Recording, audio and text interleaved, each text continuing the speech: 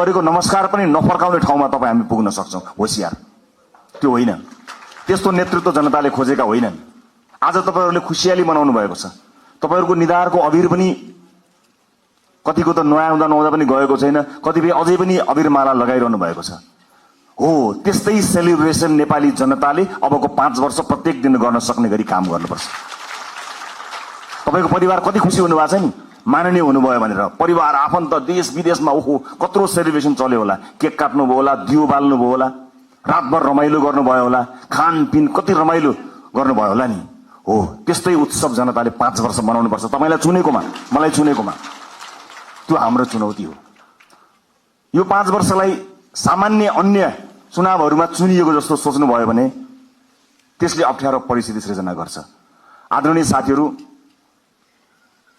मलाई थाहा छ राजनीति यसै गरी चल्छ भनेर कहीं कतै मानिसहरु त्यही ढंगले दौडधुप पनि मैले गरेको कहीं कतै देखिरहेको छु।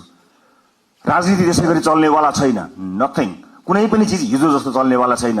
काँचुली फेर्ने हो, सरलक्कै काँचुली फेर्ने हो।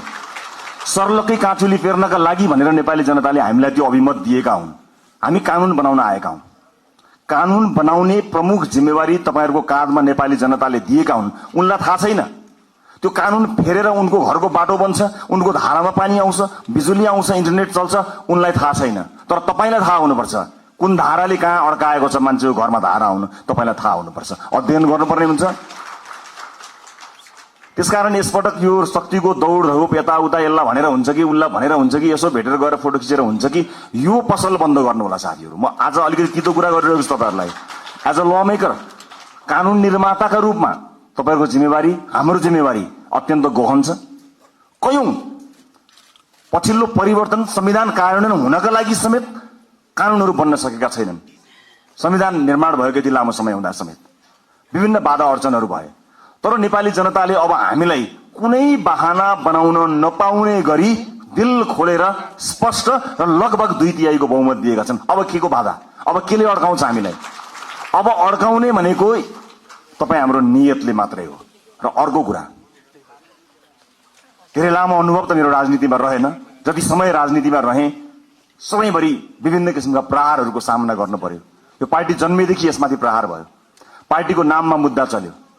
यो पार्टीलाई जन्मैदेखि कुल्चने कोसिस भयो, बचाउँदै लिएर आउन सक्यौं।